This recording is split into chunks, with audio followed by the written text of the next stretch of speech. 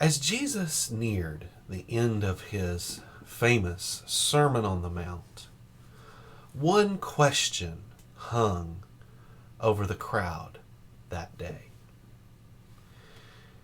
It was an obvious question, certainly for the people sitting in that audience. Why should they listen to Jesus? It's an obvious question for us, too. And it is one that many people, both outside and inside our churches, are asking. Now, Matthew addresses this question in his own way in verses 28 and 29 of chapter 7, and especially in chapters 8 and 9 of his gospel. But Jesus also answers the question, and it is his answer or answers that take up the bulk of the last major movement of the sermon. Now, the first answer that Jesus gives to the question, why should we listen to him, is simply this. Everyone wants life, but not everyone will find it. And the logic of verses 13 and 14, where Jesus gives this answer to the question, is never explicitly stated, but it's quite clear. The way to life is the road of discipleship. So if you want life, you have to be on this road. Now, you'll see here on your screen that I've provided for you my own translation of these two verses.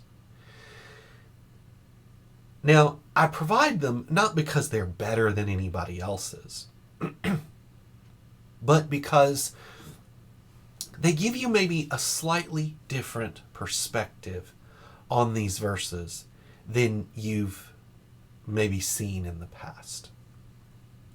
So what is it about this road of discipleship that makes it so essential, and yet makes it so maybe difficult to find or difficult to walk down? I don't know how you want to frame the question, but one thing that we can say about the road of discipleship is that it is obscure. Now, that doesn't mean that it's hidden, okay? It's just obscure. Have you ever been driving in a rural area and you needed to find a particular road? Maybe it was a particular county road or a small state highway. And, if you're used to driving in rural settings, that may not be as much of a challenge for you. But if you're used to driving in urban settings, the road may not be hidden. The sign for the road may not be hidden, but you can still miss it because you're driving along and it's not a very big road. Maybe it's even a gravel road. And all of a sudden, your brain just tells you, oh, no, that's not it. Well, the same can be true with the road of discipleship. It can be obscure. It can look like it's not the right way. And of course, one of the reasons that it looks like it's not the right way is because sometimes it's difficult. Sometimes the road of discipleship, the road that Jesus will lead his people down, is not easily navigated. It traverses some difficult terrain. And because this road is obscure, and because it is sometimes difficult to navigate, it can also be lonely. Now, we'll learn later in our study of Matthew's Gospel that the road of discipleship is not supposed to be lonely. It's not supposed to be a road that we take by ourselves. But sometimes it is. So we've talked about this road of discipleship that Jesus mentions here. And this is the road that leads to life. But there are other ways, there are other roads that people can take. Why are these roads so alluring? Because the thing that Jesus tells us is that these roads are the roads that people really want to take. They're the roads where you'll see lots of people. They look big and wide and inviting. Why is it that they seem to draw so many people in? Well, John's Gospel will give us an answer to that question.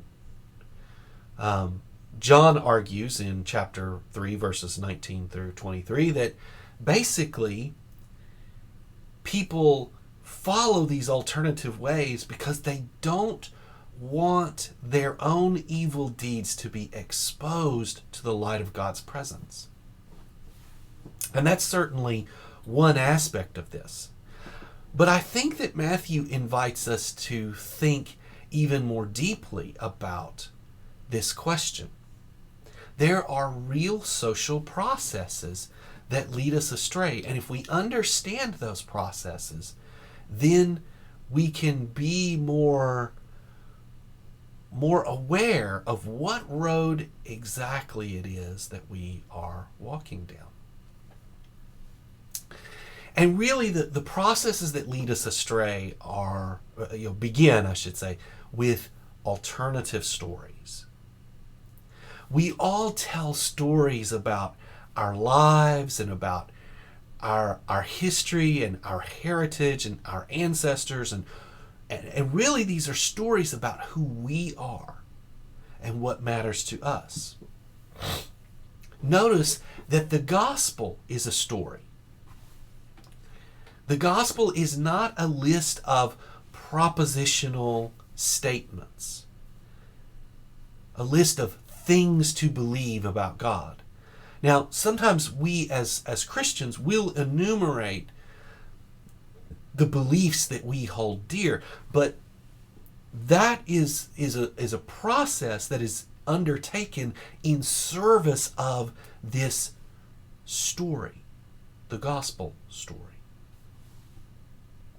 But as I've already observed, there are alternative stories. And these stories are important for a whole number of reasons. But one of the reasons they're important is because they shape the questions that we ask. They shape the way that we inquire about life and about our experiences. And of course, questions then shape understanding.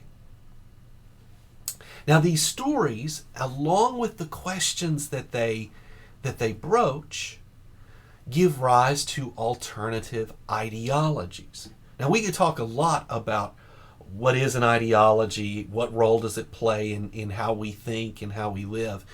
But the main thing that I want you to hear today is that ideologies provide answers to the questions that are raised by our stories.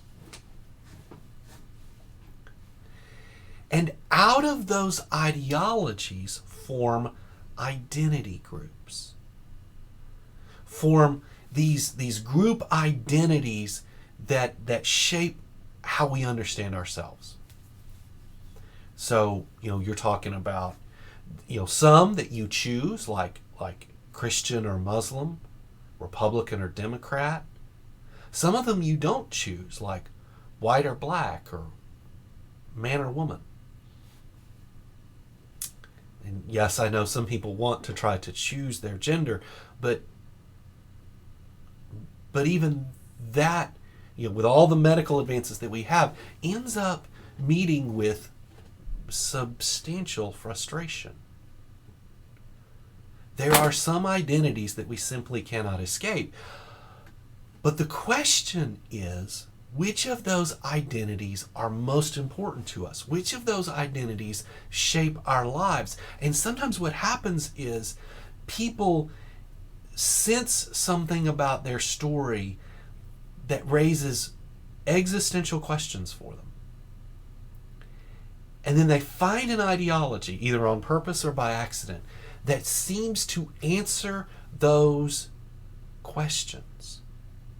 And then they fall into step with other people who hold that ideology, and they learn from those people, well, this is what it looks like to be a member of this particular group, to understand life in this particular way, to answer life's big questions in this particular way, to frame life's big questions in this particular way.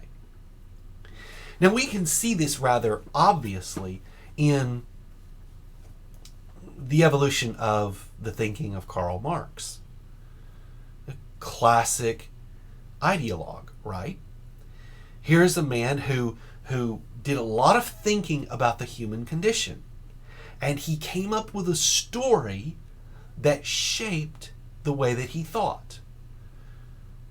His story had many elements, but one of its elements was that human life is shaped by class conflict. Another element was that religion numbs people to the injustice of upper class and middle class domination, right? So out of these assertions about the human condition, Marx developed certain answers to the problems that he saw. And then certain people were attracted to his proposal and gathered around him. And over time, they said, okay, this is what it looks like to be a good socialist. And indeed, that process became radicalized, and people said, no, if you're really going to be consistent with Marx, you have to be a communist. And this is what it looks like to be a good communist. Now, of course, this is a rather extreme version of this process that I've described for you, but it's everywhere. From street gangs to boardrooms. These kinds of processes, these alternative ways, are offered to us at every turn in American life. And I dare say, at every turn in every other society's life. It doesn't matter whether the person offering the alternative is Karl Marx or Bill Gates or Hugh Hefner. You could list a long list of other people. They are offering you an alternative explanation of the human life. And what happens is we as humans, we see things in those alternatives that we find attractive. And pretty soon we have gone through this whole social process and we're walking down a road that Jesus says will only lead to our destruction.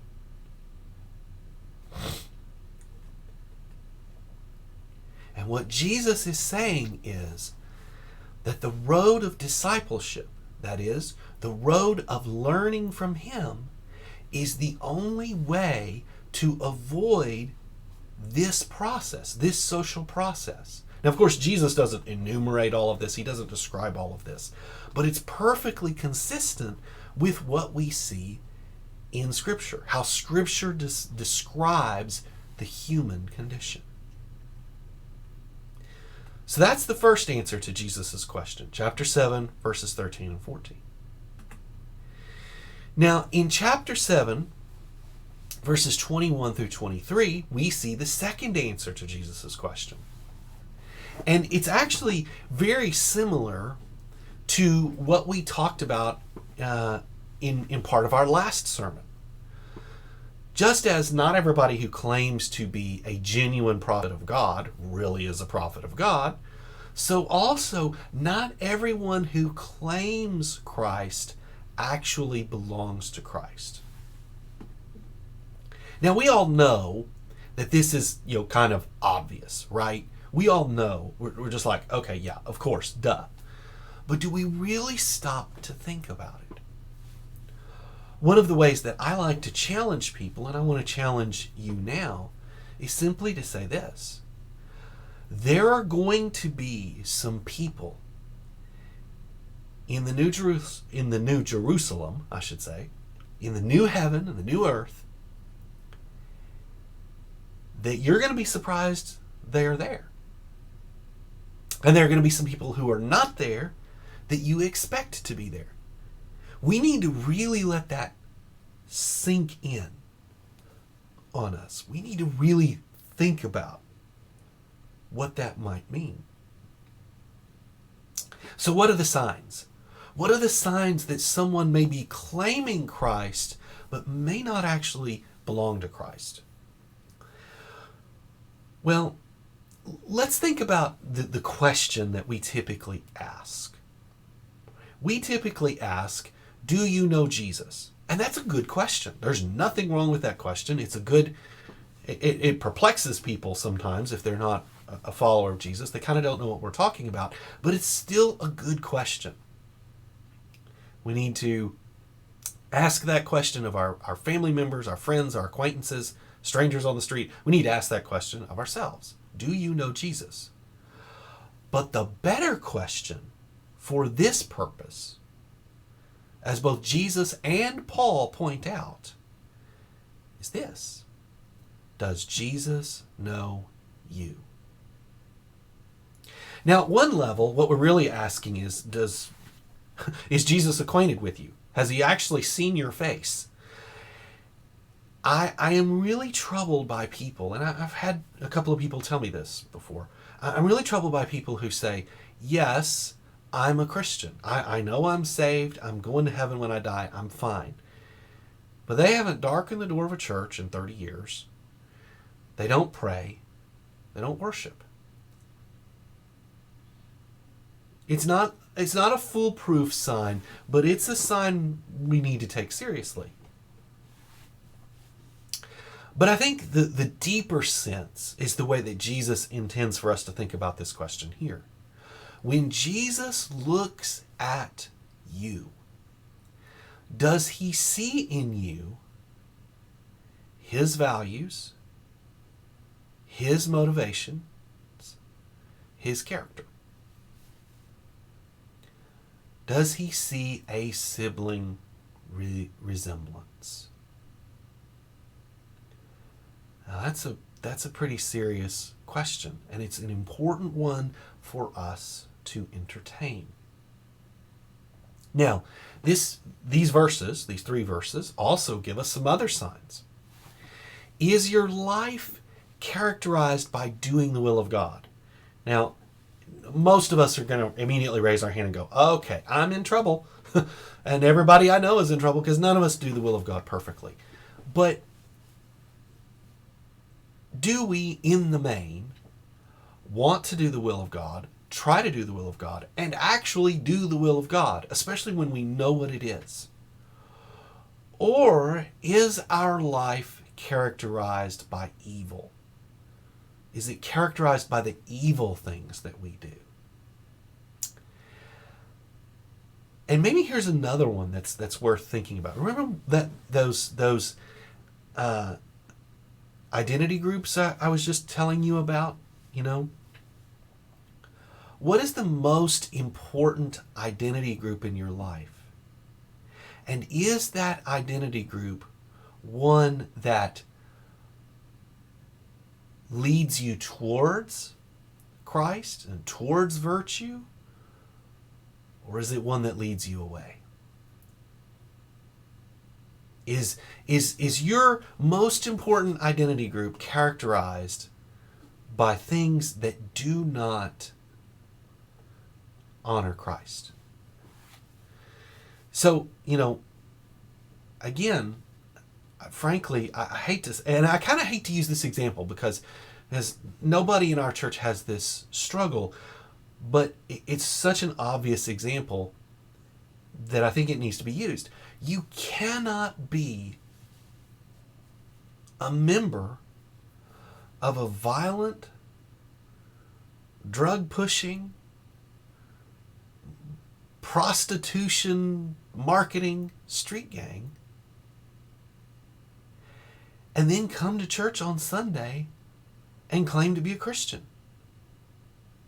And even if you say, "Oh, look, man, I don't do those acts of violence anymore," okay, maybe you're on the way, but maybe what's really happening is you're just trying to stay out of prison. You're just trying to look good to everybody, and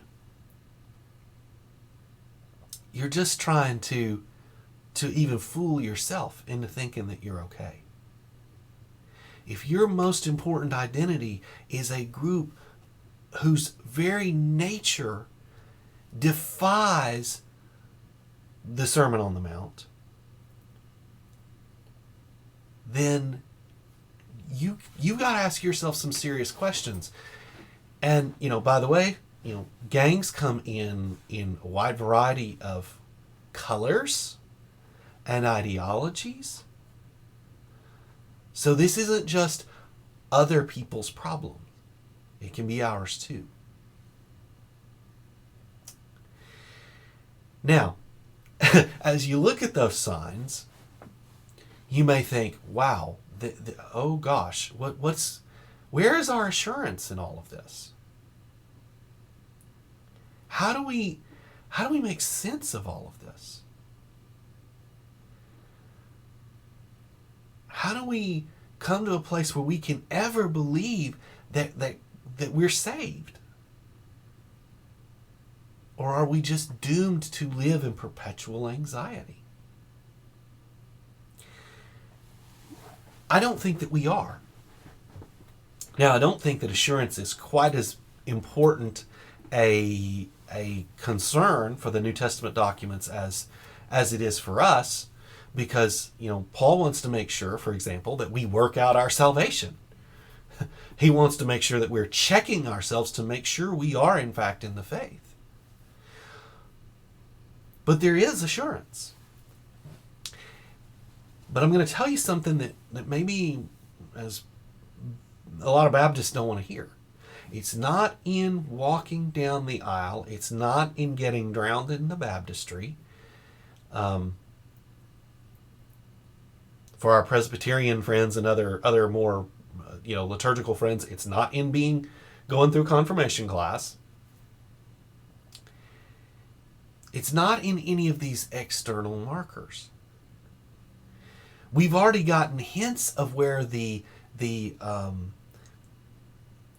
assurance comes in the Sermon on the Mount itself,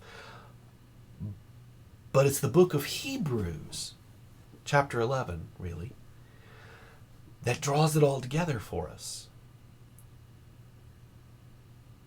Anyone who comes to God must believe, Hebrews tells us, that he exists and that he rewards those who seek him. Remember what we talked about last week? Ask, seek, knock. Those are, to quote an old sports talk radio line, stone cold lead pipe locks. if we do those things, God, it's just part of God's nature. He eagerly desires to reward us. He is not going to let us down. So if you're living that life where you are eagerly seeking God, He is going to reward you. You can be absolutely certain of it. And that's better assurance anyway, because it's assurance that we can't sort of doubt as our memories begin to fade. It's assurance that greets us every morning when we wake up, and that is still there with us every night when we go to sleep.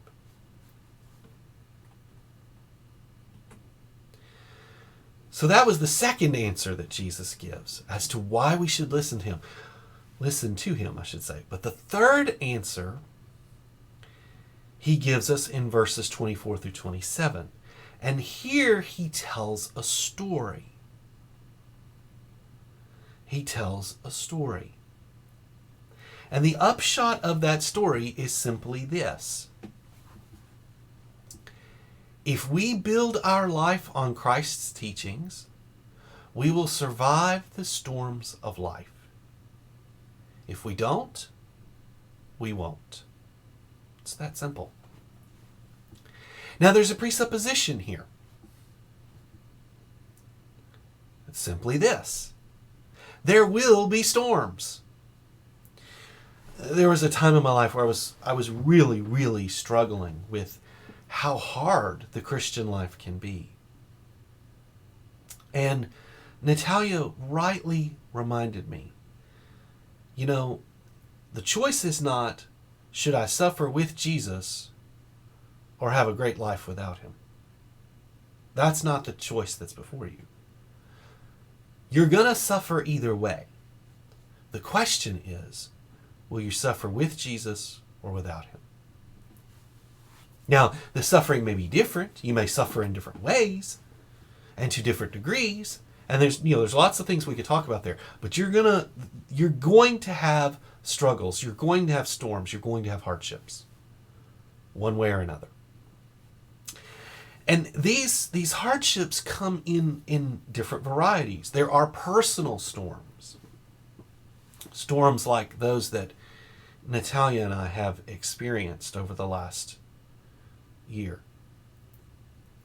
Now, these storms are hard enough as it is, in part because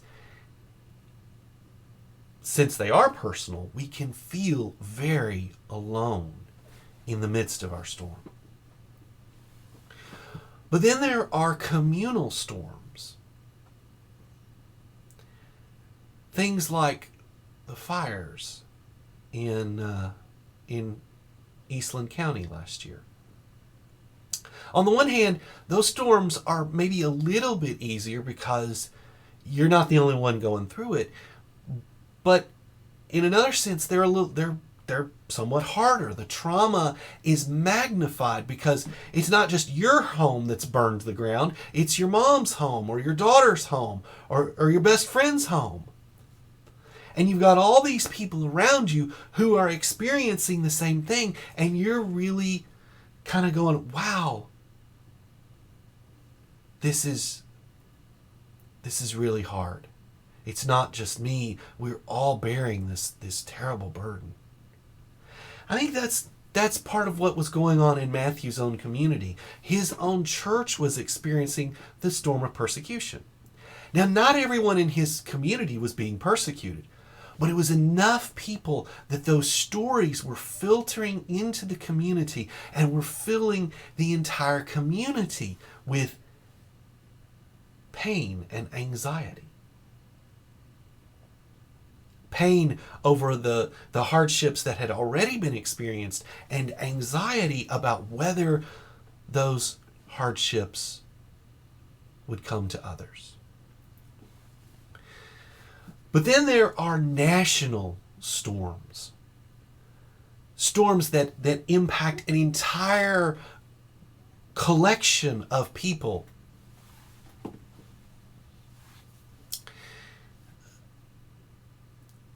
the seminary where I teach, the B.H. Carroll Theological Seminary, we have some, through one or two of our faculty members, we have some informal connections with Odessa Theological Seminary in the Ukraine. So I have no patience for the garbage online that says that it's not bad in Ukraine, or Russia was justified in their actions, or that Vladimir Putin is somehow some kind of Christian savior. That is all absolute bull manure, and I don't have to rely on the Western media or on Ukrainian media outlets. We've heard the stories ourselves through Carol. That is a national trauma. Everyone in that nation has experienced their own pain, their own grief, their own sorrow, and they know that every person that they see on the street, every person who's huddled in a bomb shelter with them, has experienced the very same thing. It becomes crushing after a while. It becomes demoralizing. Now, not very many people in the crowd that day knew it. In fact, probably just one, Jesus. But a national trauma was coming to them, a national storm. The Jewish revolt and the Roman counteroffensive.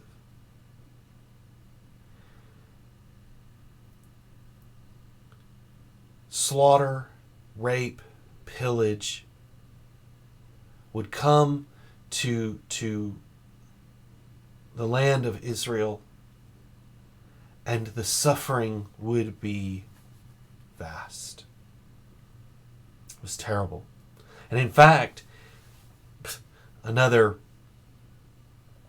65 years later or so, 75, something like that, there would be another rebellion called the Bar Kokhba revolt.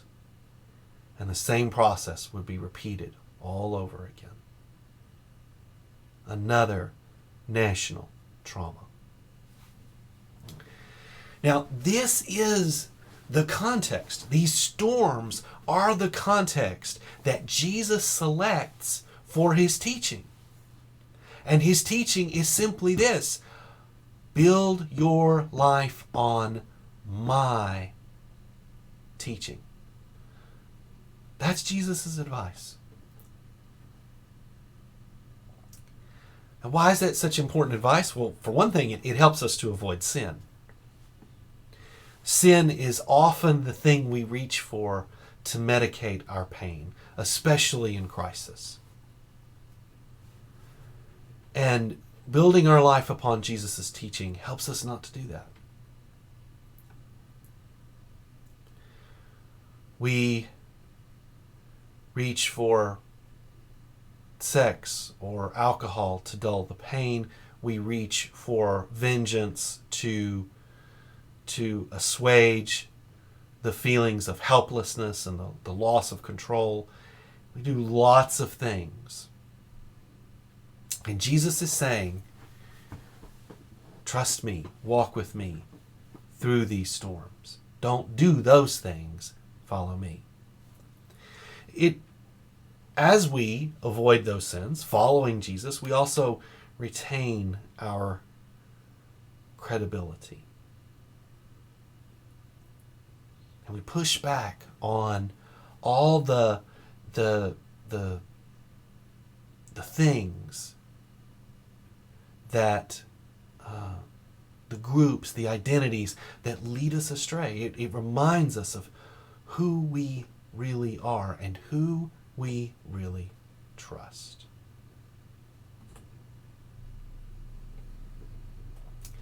I want to close this time by telling a part of my own story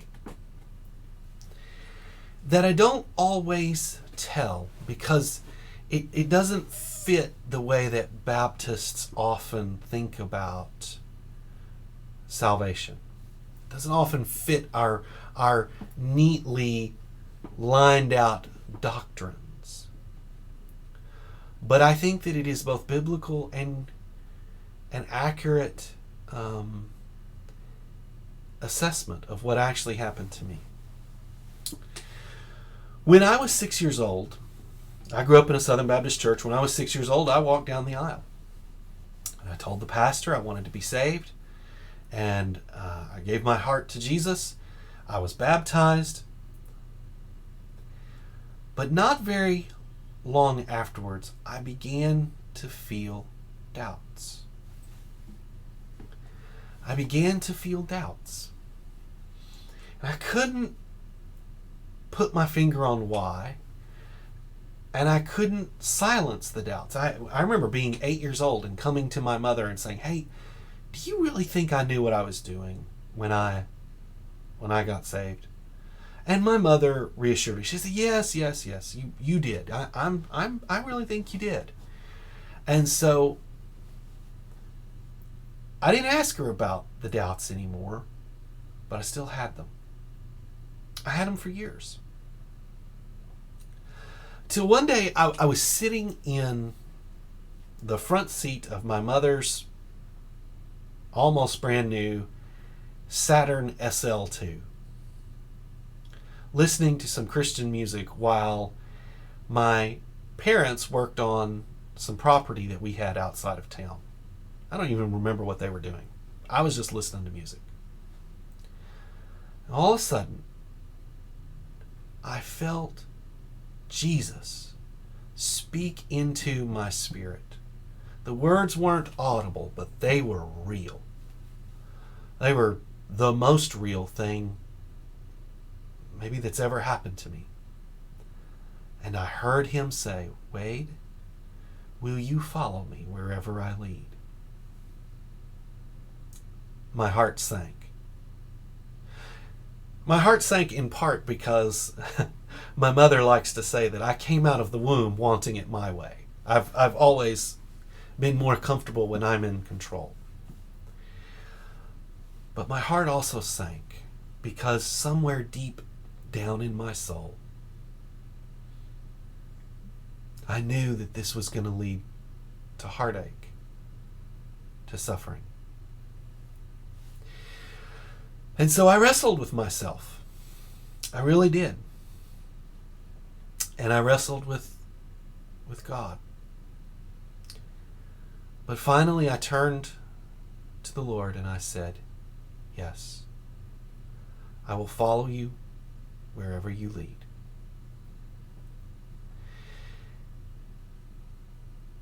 After that day, I didn't have any more doubts. Now, later, intellectually, I would wrestle with some things about salvation, and sometimes I still do. But as far as the doubts go, those deep, gnawing doubts, gone. And actually, I think that's how it is for a lot of us. There is going to come a time in your life where you are going to have to choose. Will you walk with Jesus, or will you walk with the world?